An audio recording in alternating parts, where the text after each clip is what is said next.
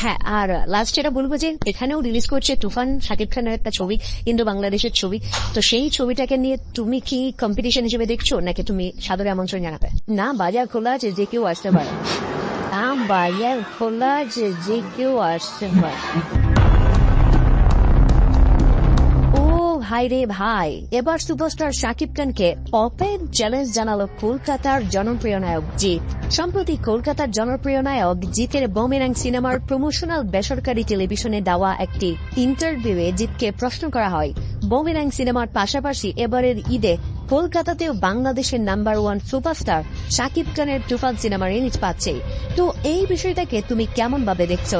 তুমি কি শাকিব খানের তুফান সিনেমাকে নিজের বুমেরাং সিনেমার সাথে কম্পিটিশন হিসেবে মনে করছো?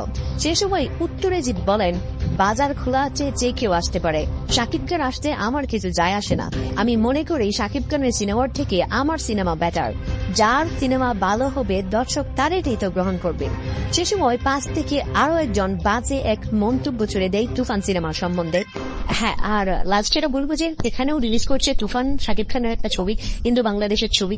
তো সেই ছবিটাকে নিয়ে তুমি কি কম্পিটিশন হিসেবে দেখছো, নাকি তুমি সাদরে আমন্ত্রণ জানাবে? না, বাজার খোলা আছে, যে কেউ আসতে পারে।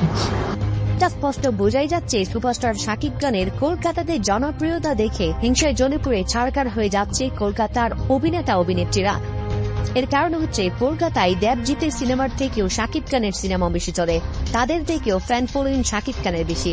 আর এখন কলকাতার প্রযোজনা প্রতিষ্ঠানগুলো দেবজিতকে ছেড়ে শাকিব খানের পিছনে ছুটছে দিন রাত। দর্শক, আপনি যদি শাকিব খানকে ভালোবাসেন অবশ্যই চ্যানেলটি সাবস্ক্রাইব করবেন।